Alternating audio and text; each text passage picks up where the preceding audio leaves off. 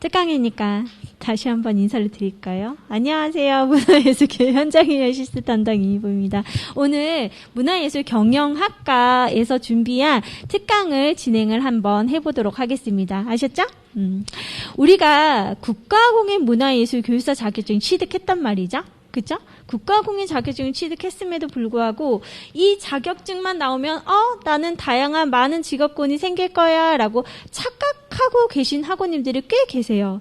부단히 이 자격증을 가지고 노력을 해야 선생님들이 많은 직업군을 선택하실 수 있으시거든요.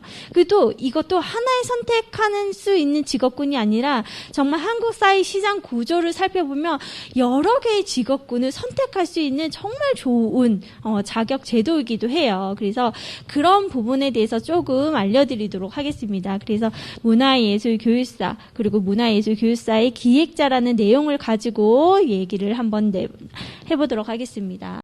목차는 우리가 문화예술교육사 자격증을 취득하고 문화예술교육사로 한국문화예술교육사로 진행을 하기 위해서는 전체적인 한국문화예술교육의 방향성 그 한국문화예술교육의 비전과 그 목표가 어느 방향으로 움직이는지 그런 정책에 대한 부분들도 조금 살짝은 이해를 하고 가셔야 돼요.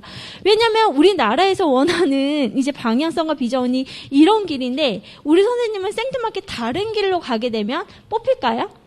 뽑히지 않을 확률이 높단 말이죠. 그래서 아주 간략하게 전체적인 이제 한국문화예술교육의 정책의 방향성과 비전 이런 부분에 대해서 조금 살펴보면서 그 안에서 한국문화예술교육 시장 구조 그리고 지원 수단 보조금 그리고 문화예술 지원의 트렌드 체계성 이런 부분들을 중심으로 해서 한번 이야기를 나눠보도록 하겠습니다. 편안하게 들어주시면 될 것 같아요. 근데 오늘 시간이 이거 다 했으면 좋겠는데 이거 다 못할 수도 있을 것 같아요. 문화예술 교육이 최초 설계됐던 시기가 2004년도거든요. 2004년도에 한국문화예술교육의 활성화 종합계획을 보면은 개인의 창의성 증진과 사회의 문화 역량 제고를 목표로 행복을 위한 문화예술 교육의 일상화, 상생을 위한 문화예술 교육의 지역화 사회화, 발전을 위한 문화예술 교육의 내실화를 바탕으로 해서 목표를 삼고 소통 공간 행복의 비전을 움직였다라고 보시면 되는데 2004년에 한국문화예술교육의 최초가 설계가 됐어요. 그러면은 한국문화예술교육진흥원이 만들어졌던 시기가 언제인지 아실까요? 우리 문화예술교육사 자격증을 예를 들어서 자격 제도를 관리하는 기관이기도 하죠. 2004년도에 이제 최초가 설계되고 2005년도에 한국문화예술교육진흥원이 만들어졌어요. 그때 제가 알기로는 88억의 예산이었던 것 같아요. 88억의 예산 11명에서 12명의 직원으로 시작이 됐는데 지금은 한 해 1,300, 1,500억 정도의 예산이 집행이 되고 그리고 110명에서 120명 더 이상이 될 수도 있죠. 그 이제 직원들을 가지고 어떻게 보면 짧은 시간에 공공기관으로 급성장한 케이스다라고 보실 수 있는데 이 말은즉 한국문화예술교육이 유지하기를 원하는 관계자들이 전국적으로 확대되어 있음을 의미하기도 해요. 왜냐면 많은 분들이 지지하지 않고 문화예술교육이 필요하지 않다라고 생각하면 그거에 대한 발전과 예산이 떨어지지는 않겠죠.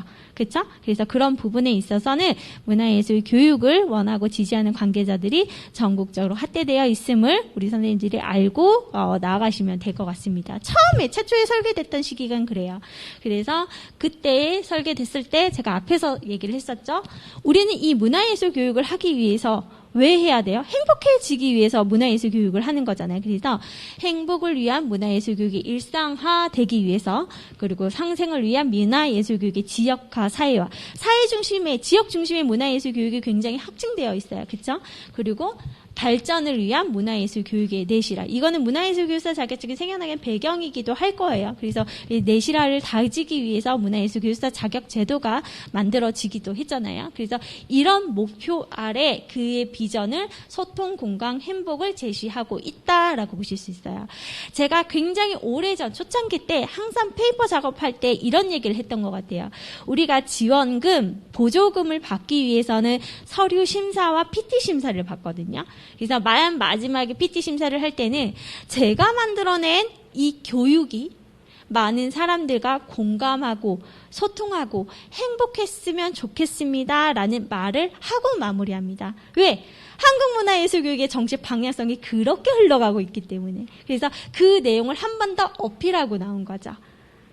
공연의 형태도, 교육의 형태도 있지만 우리는 예술가이자 교육자이기 때문에 공연, 즉 창작의 영역에서도 다 지원금을 받으실 수가 있어요.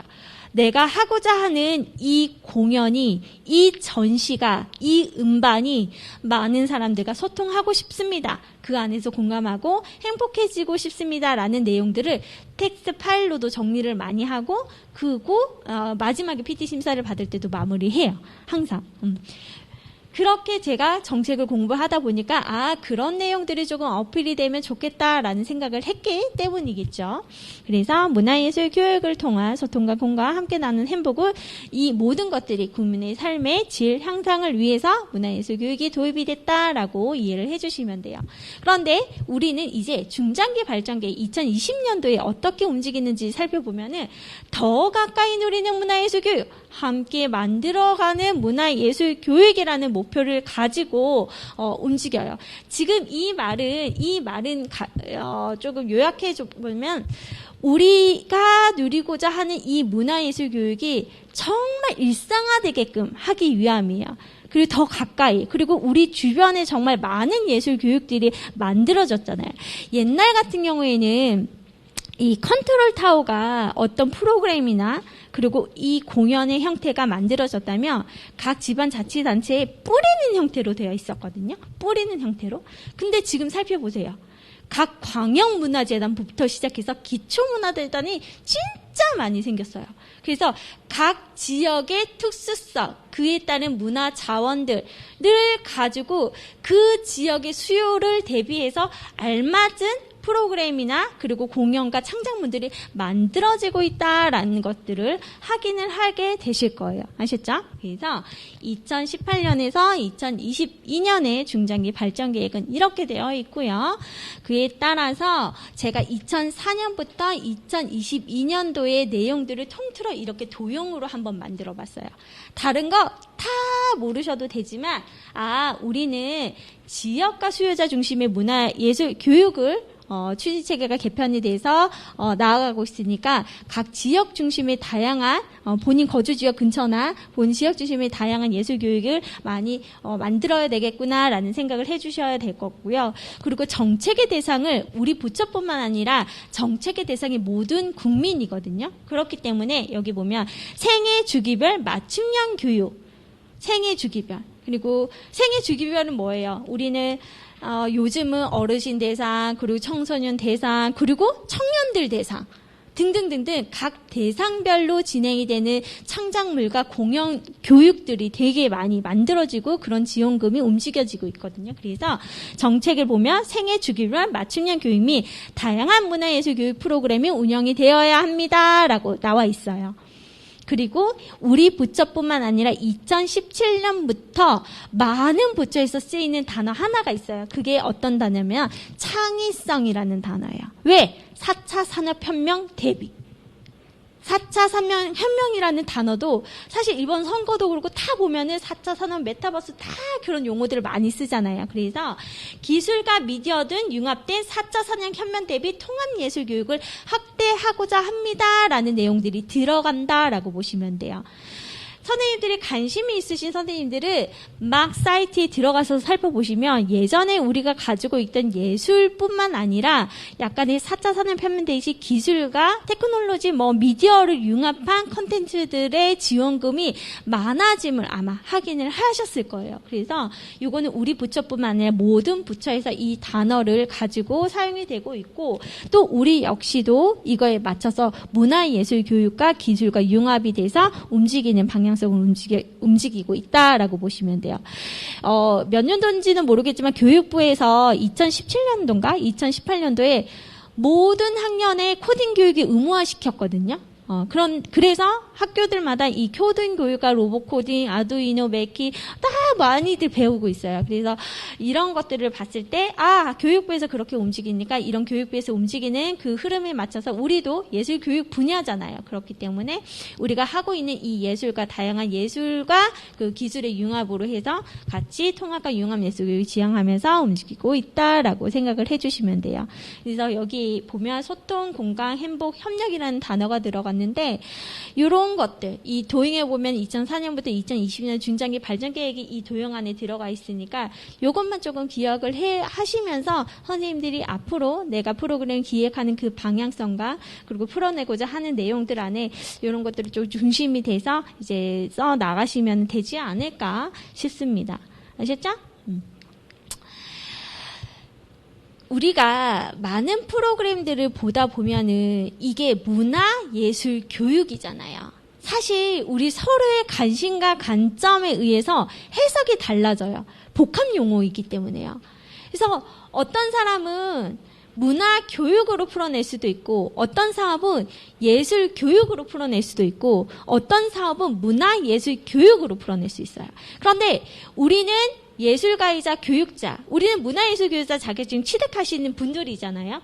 예비 문화예술교육사이긴 하지만 앞으로 문화예술교육사 자격증 취득과 동시에 국가로부터 보호받는 사람들이에요. 그런데 우리가 문화예술교육사 자격증 취득하신 분들은 어떻게 생각하면 그 안에서 기획, 행정, 교수, 평가 이 모든 것들을 수행할 수 있는 사람들, 그 역할을 수행할 수 있는 사람들이거든요. 그래서 우리는 지원 사업의 흐름을 봐서 어떤 사업은 문화교육으로 풀어낼 수도 있어야 되고, 어떤 사업은 예술교육으로 풀어낼 수도 있어야 되고, 어떤 사업은 문화예술교육으로도 풀어낼 수도 있어요. 교육이라는 단어가 없더라도 창작의 영역에서도 마찬가지예요.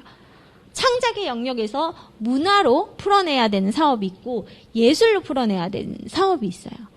문화, 예술을 풀어내는 사업들이 있어요.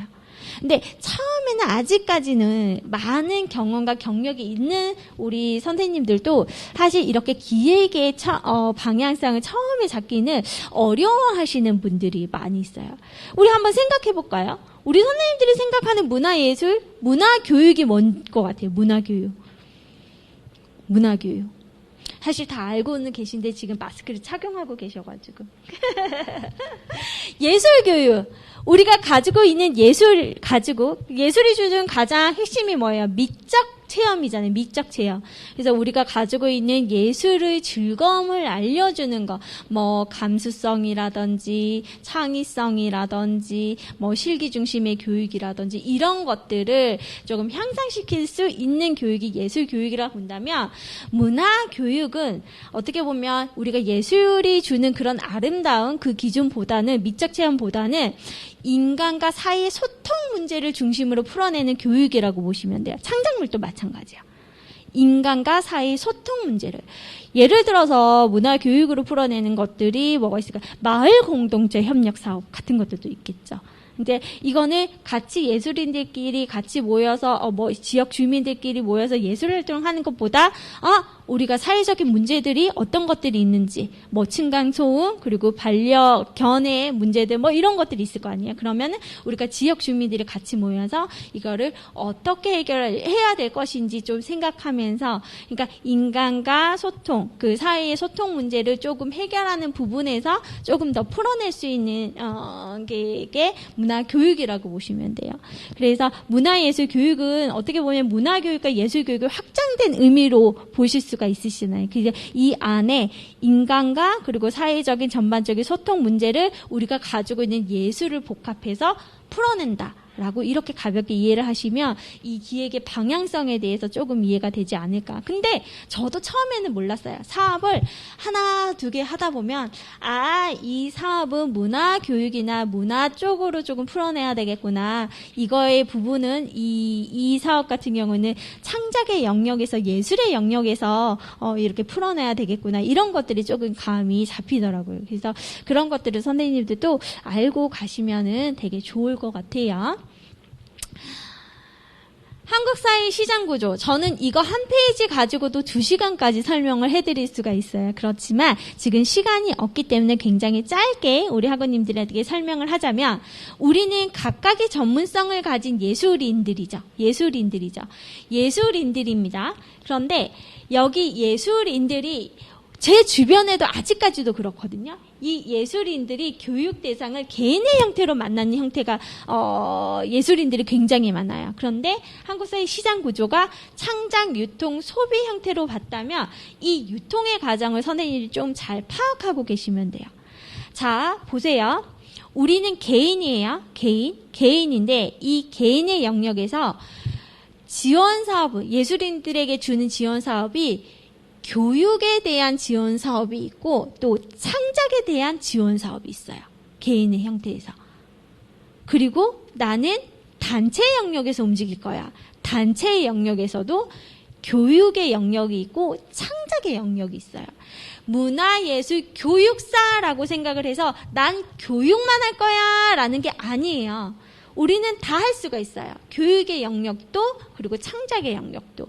그런데 또 교육의 영역에서도 보셔도 교육도 각 대상별로 있잖아요. 왜냐하면 한국문화예술교육의 정책의 대상을 어떻게 정했어요? 모든 국민이라고 정했거든요. 각 대상별로 선생님들의 교육이 진행이 될 수 있단 말이죠. 내가 A라는 컨텐츠를 만들었어.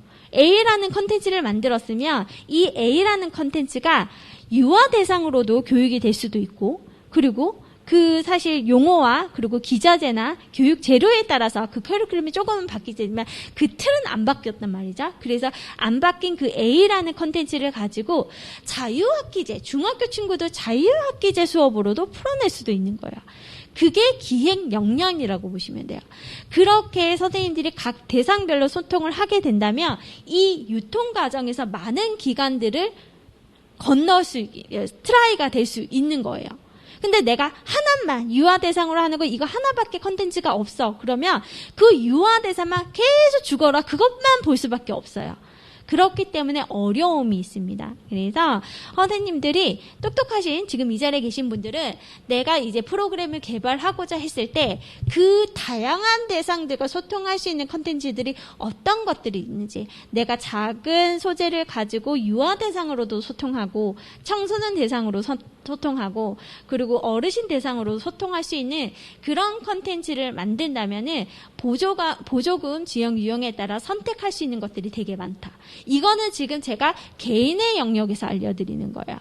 그런데 공연의 영역에서 창작의 영역에서도 마찬가지예요. 우리는 다원예술도 있고 기초예술 선생님들이 하고 있는 기초예술도 있고요. 대중예술도 있고요. 등등등 다양한 장르들이 있어요. 그래서 이런 부분에 있어서도 창작의 영역에서도 할 수도 있는 거고 그렇죠? 그런데 개인의 영역에서 할 수 있는 것들은 다 하시지만 이 단체의 영역에서 할 수 있는 것들도 더 많거든요. 단체의 영역도 거의 2개로 나뉘어져요. 교육과 창작의 영역으로. 교육과 창작의 영역으로 나뉘어집니다. 그래서 그런 부분들을 선생님들이 이런 한국 사회 시장 구조의 흐름을 조금 파악하시고 알고 이런 것들도 찾아보셔야 돼요. 내가 많이 데이터를 가지고 있어야 준비하고 있어야 선생님들이 지원을 하실 수가 있으시거든요. 그래서 많은 정보 수집을 통해서 이런 사업도 있네. 이런 부처에서도 이렇게 운영을 하고 있네. 서울문화재단에서 창작지원금은 이렇게 주네. 서울문화재단에서 티칭 아티스트 이렇게 관리가 청소년과 어린이 대상으로 티칭 아티스트를 뽑네. 등등. 이건 다 개인의 영역에서 할 수 있는 것들이거든요. 그래서 이런 흐름을 조금 파악을 하시고 선생님도 배워 나가시면 되게 좋을 것 같아요. 아셨죠? 이거는 조금 짧게 이렇게 갑니다. 가장 중요한 거는 한국 사회 시장 구조는 창작, 유통, 소비 과정으로 움직이는데 창작의 영역에서 개인의 형태와 단체의 영역으로 만들어진다. 제가 만약에 A라는 사람이에요. A라는 사람, 이미보라는 사람이야. 근데 나는 여기 선생님과 같이 선생님, 우리 업사이클 교육에 대해서 한번 컨텐츠 만들어서 지원 한번 해볼까요? 그러면 이 팀과 우리 선생님과 같이 업사이클 예술교육 지원 사업을 따내서 할 수가 있는 거예요. 저는 지역 특성화 사업이 관심이 또 똑같은 A라는 사람이 선생님 우리 팀을 구성을 합시다. 우리 팀을 구성을 해서 우리는 어르신 대상으로 하는 지역 특성화 사업 어때요? 지역에 있는 설화들을 가지고 재미난 교육 프로그램을 만들어서 어르신들이 매주 토요일에 저희 공간에 오셔서 이야기를 샌드아트를 한다든지 그림 그리기를 한다든지 그런데 그 지역의 특수성, 설화 이야기를 그림으로 담아내는 거예요. 이게 융합과 통합예술교육이에요. 이렇게 프로그램을 기획을 해야 뽑힐 확률이 더 많아요. 이렇게 또 갈 수도 있어요. 나 선생님, 우리 열심히 움직이면서 몸놀이 팀을 만들어 볼까요? 이건 실제 사례들이 우리 선생님들이 진행하고 있는 몸놀이 한번 바디 퍼커션 고3 친구들 대상으로 우리 상상만개 한번 들어가 봅시다. 라고 해서 또 교육 프로그램을 만들어줄 수 있어요. 근데 교육을 해도 되고 공연을 해도 되고 교육을 해도 되고 공연을 해도 돼요. 그런데 우리는 지금 한 팀이 이루어져서 하나의 팀이에요. 그러면 한국 사회 시장 구조에서 여러 유통 과정을 거치게 되는 거죠. 그렇죠? 개인으로 할 수 있는 지원금도 되게 많아요. 내가 개인이 나 여럿이 하는 거 서로 소통하는 거 너무 피곤해 힘들어 그냥 나 혼자 할 거야 라고 해서 개인의 형태로 교육을 지원을 하고 그리고 창작을 지원하는 형태도 굉장히 많아요. 근데 개인의 형태로 지원을 하다 보면은 단체로 이렇게 길드가 구성이 돼서 지원금을 받고 보조금을 받을 때 더 액수가 많구나라는 것을 확인하게 되실 거예요. 그리고 내가 개인의 형태로 활동을 조금 하다 보면은 단체의 영역에서도 충분히 할 수 있겠는데 그리고 재미나게 할 수 있겠는데 라는 생각도 많이 들거든요. 그렇게 가는 거예요.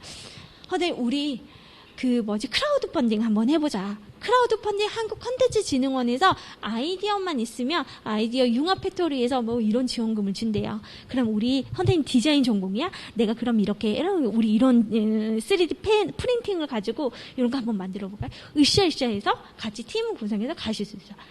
그러니까 이렇게 가볍게 팀을 구성을 해서 가는 사업들도 있고, 난 둘이 하네. 난 크라우드 펀딩 혼자 할 거야. 이렇게 갈 수 있는 사업들도 나뉘어져 있어요. 그래서 자격 요건을 잘 보셔야 돼요. 자격 요건. 모든 보조금과 지원금에서.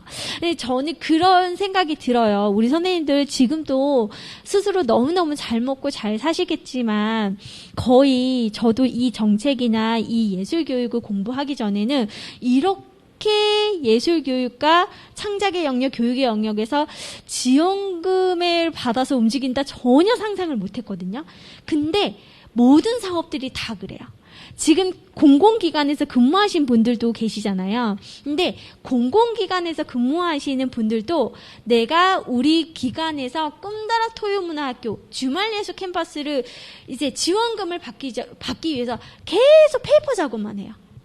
우리 선생님들, 이제 학부생들 친구들이랑 수업해보면, 우리 예술인들이 직장인들에 대한 로망이 살짝 있더라고요. 그래서 선생님, 저는 기초문화재단에 꼭 입사하겠습니다. 저는 문화예술교사 인턴십에 꼭 도전해보겠습니다. 이런 친구들이 있거든요. 근데 매번 들어가서 하는 말이, 선생님, 저 페이퍼 작업, 행정 업무밖에 안 해요. 관리 영역밖에 없나 봐요. 이렇게 하는 친구들도 있거든요. 거의 다 그래요. 그래서 그런 기관들도 기초문화재단도 광역재단에서 지원금을 받아야 운영이 될 거 아니에요. 그렇죠? 그래서 이렇게 우리들 역량 있는 우리들에게 이렇게 지원금 이렇게 활동을 할 수 있게끔 판을 깔아놨는데 그거를 좀 아는 사람들이랑 계속 하니까 너무 억울하잖아요. 그래서 선생님들이 문화예술교육사 자격증에 관심이 있어서 문화예술교육사를 취득하시는 선생님들은 국가에서 주는 예산들이 어떤 것들이 많은지 어떤 지원금들이 있는지 어떤 사업 유형들이 있는지 정확하게 잘 파악을 하시면 내가 지금 하고 있는 직업군에서 2개, 3개를 더 연달아 하실 수가 있으세요. 그리고 같이 하는 사람들이 구성원들을 생각해 보세요. 내가 혼자 개인의 영역에서도 하실 수 있으시지만 우리가 각각의 전문성을 예술인들끼리 뭉쳐서 그러니까 똑같은 전공끼리가 아니더라도 서로 다른 전공자끼리 뭉쳐가지고 요즘은 통합과 융합예술 교육을 많이 보거든요. 그렇기 때문에 이런 구성원들과 모여서 내 평생 재미나게 으쌰으쌰 하면서 프로그램 개발해서 나라에서 지원금도 받고. 왜냐면 스트레스 받잖아요.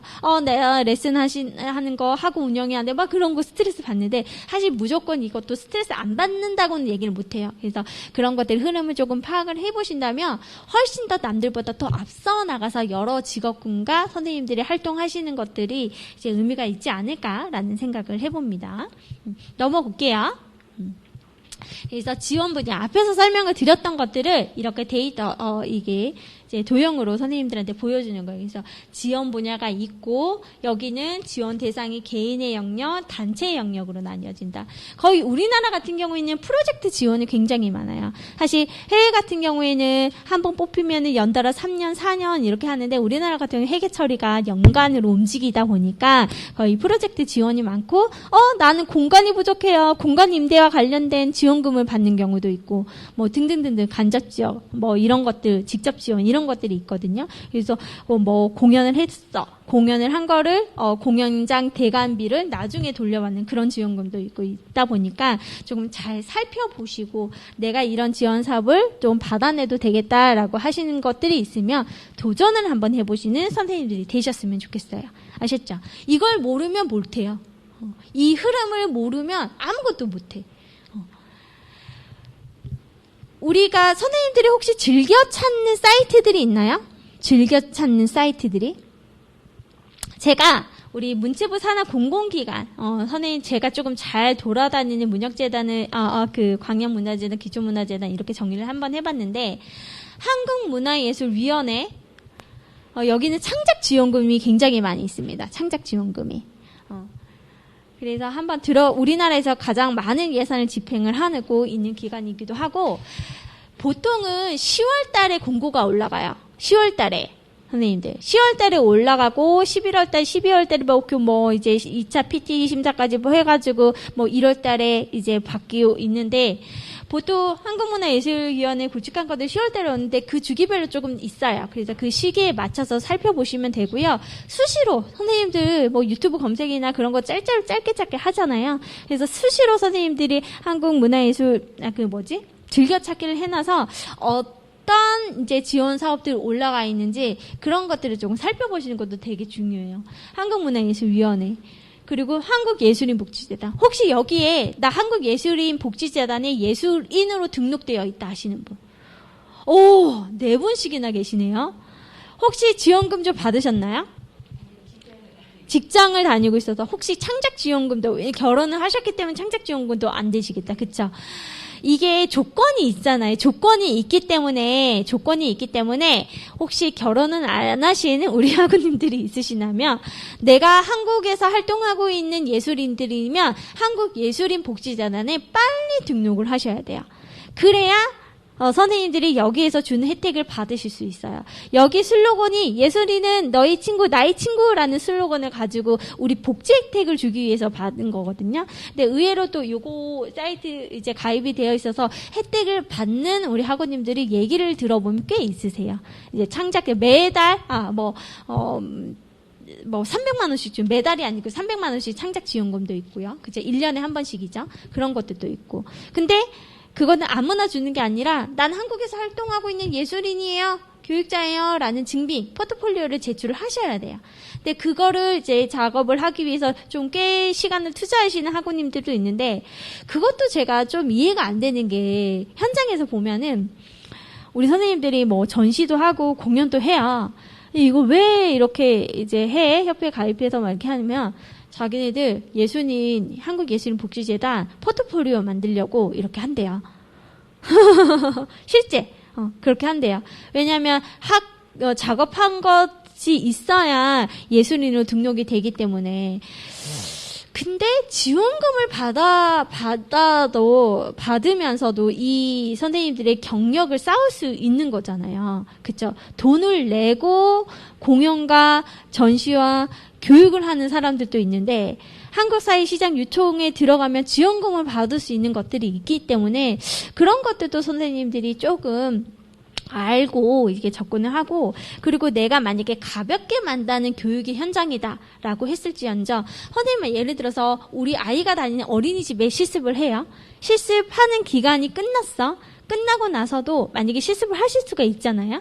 그러면 사실 요즘은 이제 웹상으로도 포스터나 리플렛을 가볍게 만들 수 있어요. 요즘은 돈 주고 멋지게 일러스트 작업을 하는 우리 포스터들도 있지만, 우리 예술인들이 가볍게 텍스트 파일로 이렇게 꾸며가지고 이제 포스터나 이런 것들 만드시는 경우도 있거든요. 그래서 그런 걸 가지고 계속 만들어 놓는 것도 하나의 나의 증빙 자료로 쓰일 수가 있는 거예요. 하나의 포트폴리오. 저는 실습도 가끔은 그쪽 담당자, 그쪽 기관의 허락하에 나중에 포스터 만들 수 있으면 만들려고 하거든요. 왜냐하면 경험을 안 한 게 아니잖아요. 그쵸? 현장에 가서 실습을 하고 그 현장에 대한 교육 경험을 하고 내가 보조 강사 역할을 한 거잖아요. 그래서 그런 아카이빙을 잘하고 계셔야 돼요. 근데 저같이 사업을 하는 사람도, 저도 운영 단체도 있고 이렇게 우리 선생님들과 굉장히 많은 활동을 하거든요. 그러면 저는 무조건 우리 선생님들의 이력을 써줘야 돼서 포스터 만들 때 그 이름 넣는 거 그렇게 어렵지 않거든요. 무조건 넣어주거든요. 그래서 그런 것들을 선생님들도 계속 요구하고 받아내고 가지고 있으셔야 돼요. 너무 활동했던 것들이 많은데 그런 자료들을 아카이빙 안 하신 분들이 많아요. 특히 학교에 가시는 분들도 마찬가지예요.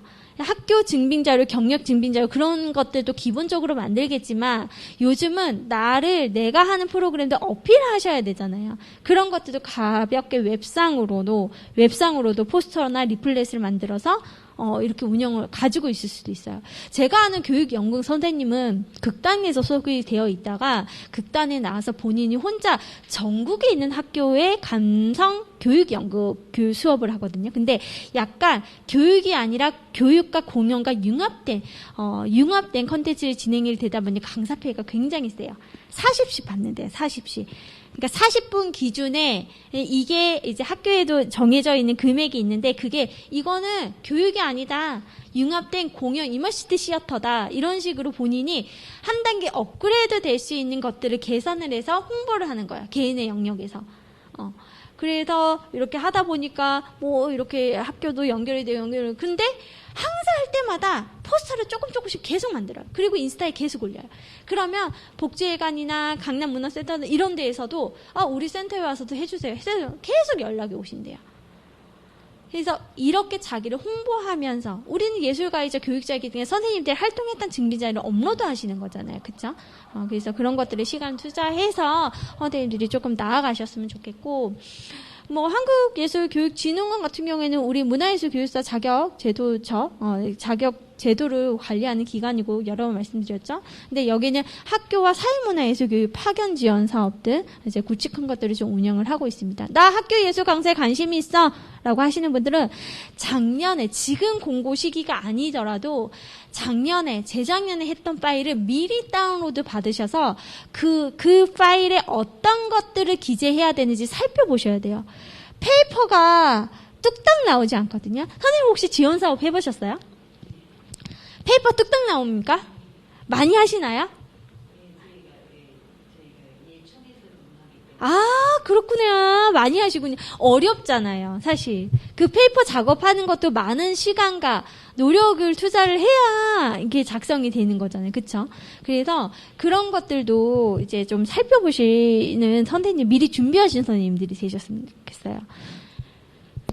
예술 경영 지원센터도 있고, 지역문화생활진흥원도 있어요. 그리고 이거는 대중문화 교류, 그리고 예술 경영 같은 경우에는 예를 들어서 예비 사회적 기업을 사회적 기업으로 업그레이드 시킨다든지 경영과 관련된 거, 일반 가세자를 법인으로 올려주는 데 지원금을 준다든지, 그런 것들도 이제 타당성이 있어야 되겠죠? 그리고 심사도 보고, 그리고 어떻게 이거를 운영을 할 건지, 그런 부분에 있어서. 지역문화진흥원. 근데 이렇게 이제 문체부 산하 공공기관들이 이렇게 있잖아요. 있어요. 실제 사례예요. 2월 달에 제가 여기 이제 지역문화진흥원에 2차 PT 심사를 받아야 됐었어요. 근데 저희가 하는 게 그 지역에 가서 그 지역의 문화 자원을 가지고 멋진 공예 활동을 할 거예요. 작품 활동을 할 거예요. 문화예술 교육을 하겠습니다라고 얘기를 하면 되죠? 라고 물어봤어요. 담당자한테.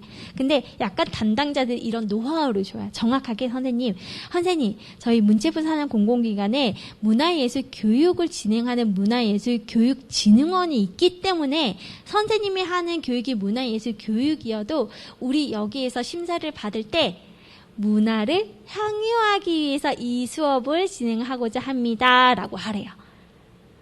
근데 사실 깊이 있게 들어가면은 이 타 센터들 교육이 다 있을 거 아니에요. 교육이 보면 문화예술 교육이에요. 융합과 통합예술 교육. 그런데 그 부처에서 그 산하공공원에서 진행하는 그 비전과 방향성이 있어요.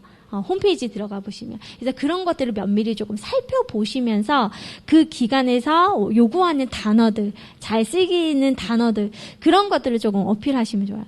그래서 가끔은 저도 이제 정리 다 해놓고 제가 헷갈릴 때가 많아요. 너무 많은 지원 사업들이 있다 보니까. 그러면 전화를 해서 살짝 담당자들한테 포인트를 조금 이제 얻기 위해서, 노하우를 얻기 위해서 팁을 얻기 위해서 이렇게 얘기를 하죠. 문화예술 교육 얘기해도 되냐고. 특히 한국예술인 복지재단에서 등록되어 있으신 분들 예술인 파견 지원 사업 아실 거예요. 이거 예술인들이 예술인 파견 지원 사업이 왜 생겼냐면 예술인들 고독세 있죠. 고독사 문제를 해결하기 위해서 처음에는 정책이 만들어졌어요.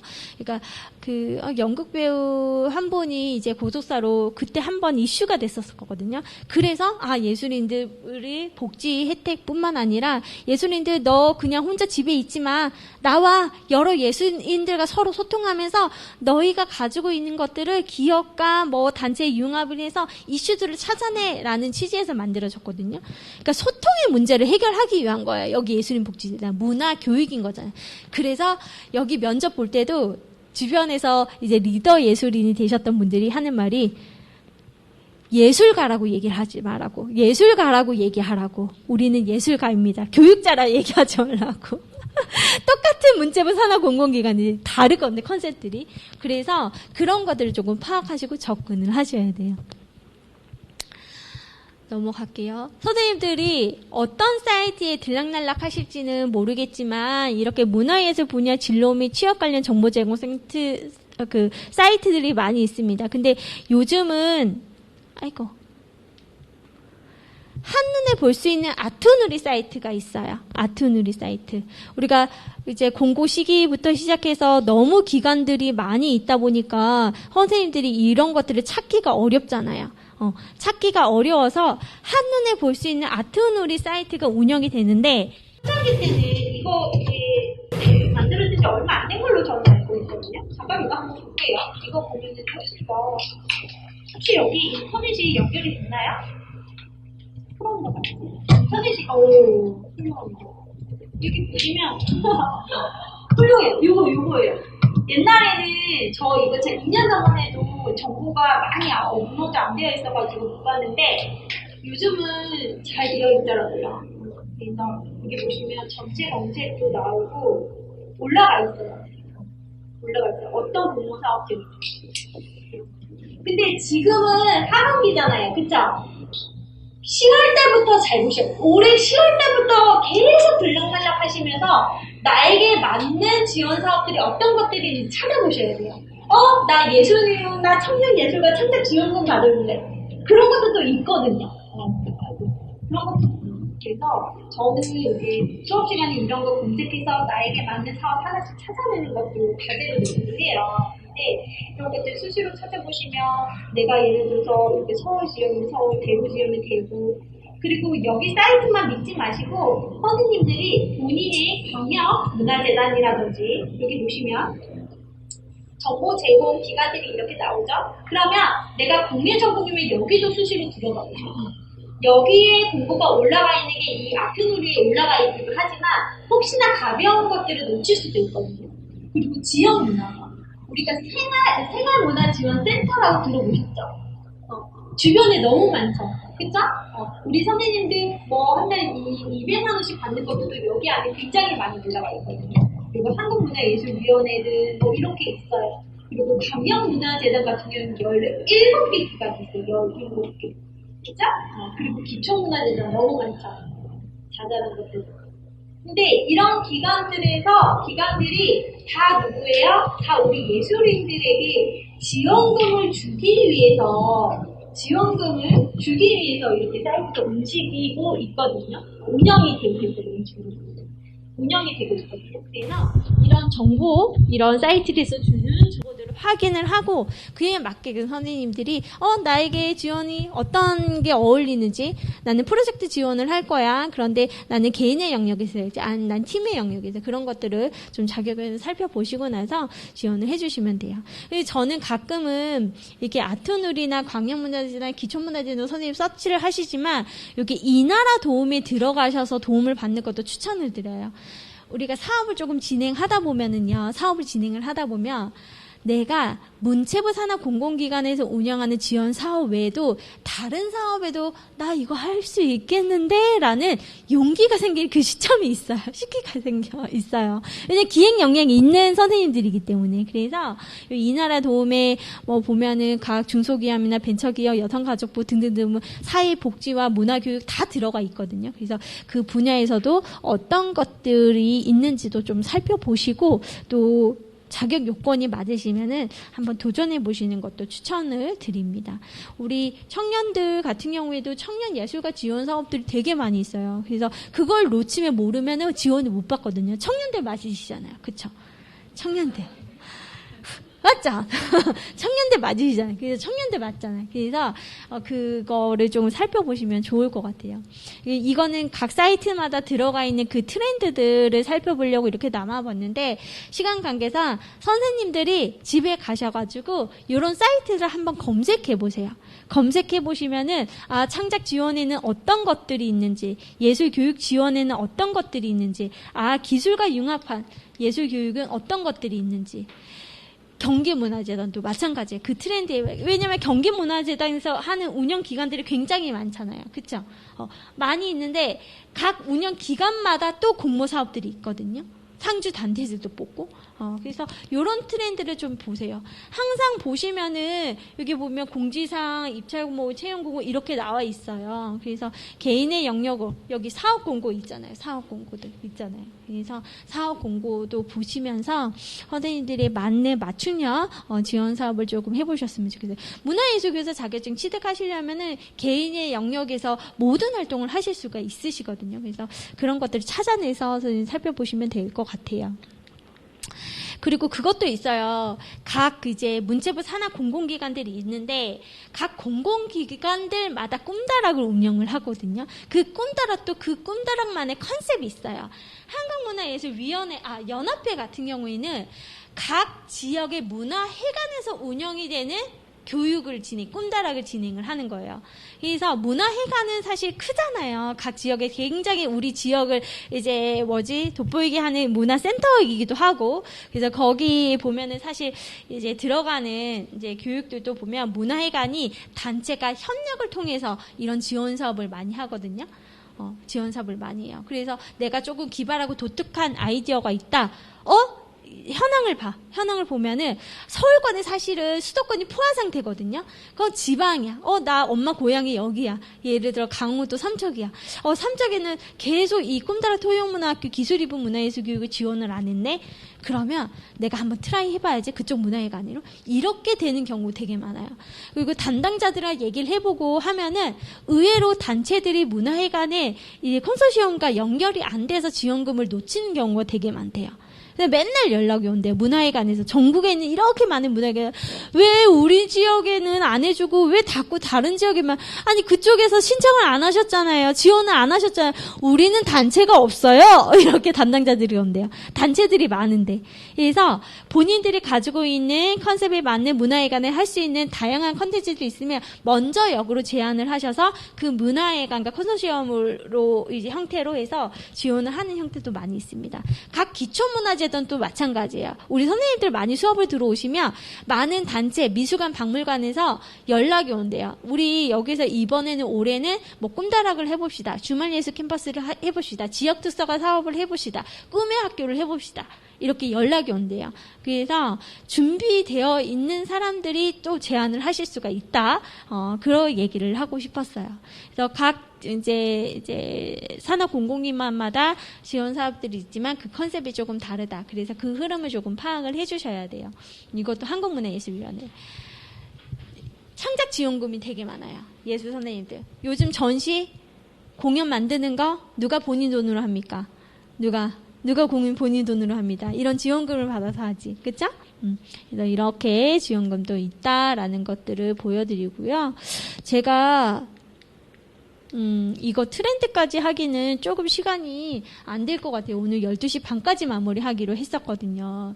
근데 요즘 선생님들 이것만 간략하게 얘기를 해드릴게요. 2017년부터 모두 묻혀있어 창의성이라는 단어, 그리고 그 창의성 아래에 4차 산업혁명이라는 대비라는 단어를 많이 쓰실 거예요. 이게 뭐냐면 이제 기술과 미디어의 융합 컨텐츠거든요. 근데 예술가들이 기술, 미디어 하면 되게 머리 아프죠.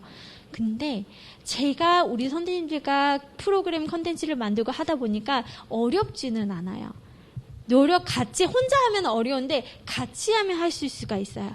뭐 홀로그램이라든지, 그리고 이거 홀로그램도 키트가 있어요. 되게 가볍게 만드는 거. 그래서 예를 들어서 우리 동화책 황금물고기 이야기를 쉽게 내가 프로그램 개발을 한다 싶어요. 그러면은 내가 황금물고기 아니면 무지개 이야기, 그리고 뭐 꽃드래기만 다양한 동화책들이 있잖아요. 동화책 이야기의 그림을 그리고 홀로그램 키트로 해서 이렇게 연결시키는 거예요. 그러면 이 교육 프로그램이 기술 융합 프로그램이 된 거예요.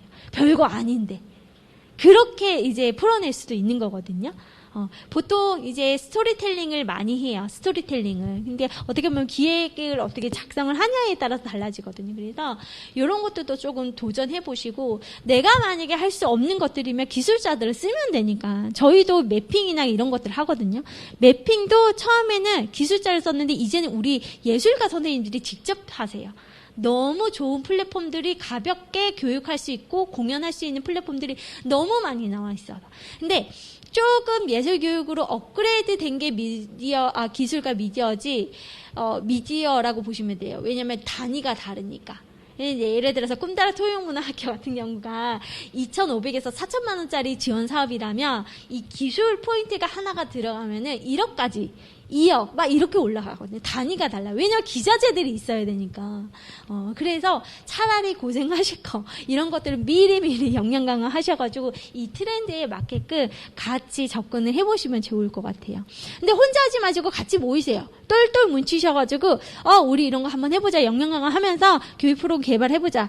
우리 신나는 예술여행 방방먹고 공연해보자. 그런데 똑같은 프로그램들이 굉장히 많을 거 아니에요. 차별성이 있어야 되잖아. 근데 우리가 하는 클래식 공연에 아니면 밴드 공연에 약간 매핑을 융합을 하겠다.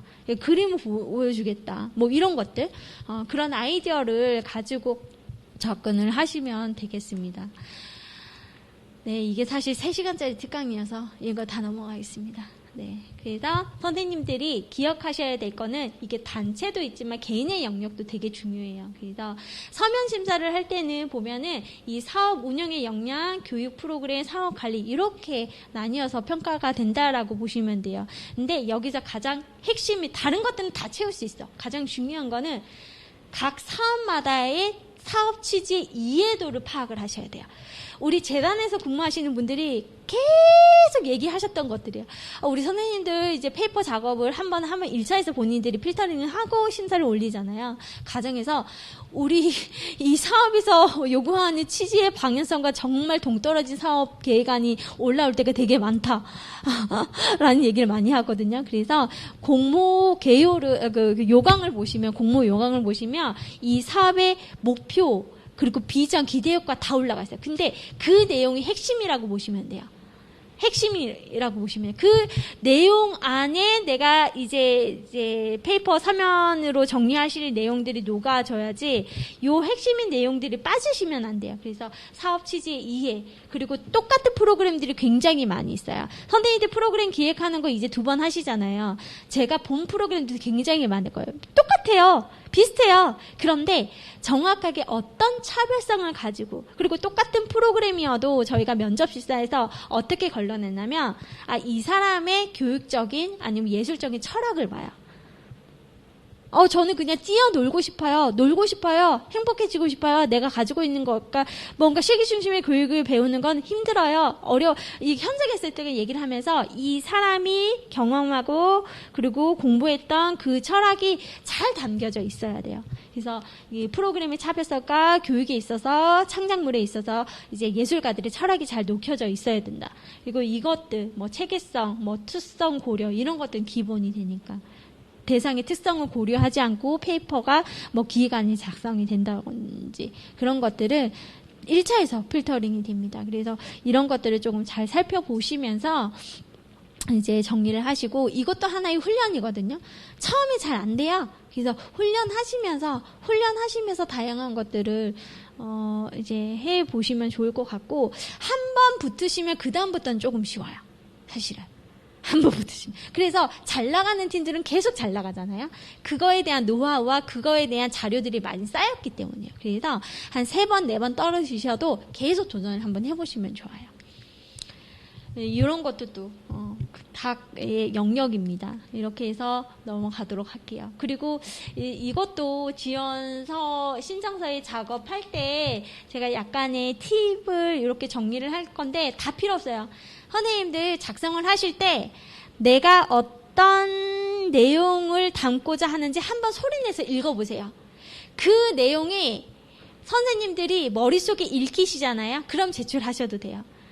그런데 내가 읽어서 소리내어서 읽었는데 읽혀지지 않아. 그럼 제출하지 마세요. 한 번 더 검수를 하셔야 돼요. 그래서 그 내용을 조금 담아내고 있어요. 여기는. 이거는 시간이 없으니까 그냥 찍으실 분들은 찍으셔도 돼요. 그래서 지원 사업의 친선적 작성법과 저는 짧게 끊어서 왜냐하면 어떻게 보면 짧은 지면에 많은 얘기를 담아내야 되는 부분들이거든요. 그래서 핵심이 되는 내용들 중심으로 가지만 이런 것들 한눈에 들어올 수 있게끔. 그리고 내가 이제 정리한 페이퍼를 다른 사람들한테 한번 줘보세요. 내가 프로그램 개발했어. 이 프로그램이 이해가 돼? 그리고 그 사람이 질문하는 게 PT 심사에서 또 질문을 받는 경우가 많이 있습니다. 그래서 이런 훈련들을 가지세요. 나중에 문화예술교사 자격증 취득과 동시에 이런 역량 강화를 하고 싶거나 목마름이 있으시면 우리끼리 뭉쳐요. 우리끼리 뭉쳐서 이런 것들도 공부 한번 해보시고 공부가 아니죠. 한번 써보면서 계속 배우시는 거죠. 선생님 저 개인의 영역에서 이거 지원 사업 하려고 하는데 이거 페이퍼 한번 훈련해보고 싶어요. 그냥 써보면서 도전해보시면서 그것을 보완해 나가시는 거예요. 그래서 그러면서 선생님들이 조금 문화예술 교육사 자격증 취득과 동시에 다양한 영역에서 활동을 하시는 선생님들이 되셨으면 좋겠습니다. 제가 지원 사업 한급발도 그렇고 공모사업 지원 Q&A도 이렇게 딱 준비하긴 했는데 지금 10분이 오버타임이 돼가지고 굉장히 속사포 랩으로 막 해드렸어요. 이제 부족한 부분이 있으면 우리 또 만날 기회가 있으니까 그쵸? 그때 제가 선생님들이 궁금하거나 또 이제 어려운 부분들이 있으면 얘기를 담아서 좀 얘기를 해드리도록 하겠습니다. 어떻게 오늘 선생님 마무리하겠습니다. 오늘 10시부터 일찍 오신 분들은 9시 반부터 기다리신 걸로 알고 있는데 긴 시간 동안 또 이 자리에 오셔가지고 들어주셔서 너무 감사드리고요. 저는 우리 어렵게 이제 문화예술교사 자격증 취득하시려고 하잖아요. 국가 공모 사업들이 굉장히 많이 있어요. 그걸로만 움직이시는 팀들도 단체도 되게 많이 있어요. 협회도 그렇고 다 그렇거든요. 그래서 요즘은 더 많이 쏟아내지고 본인에 맞는 이제 지원 사업들이 있으실 거예요. 그래서 그런 것들 다 따내면서 즐기면서 예술과 교육 활동을 하시는 선생님들이 되셨으면 좋겠습니다. 긴 시간 동안 들어주셔서 감사했습니다. 고맙습니다.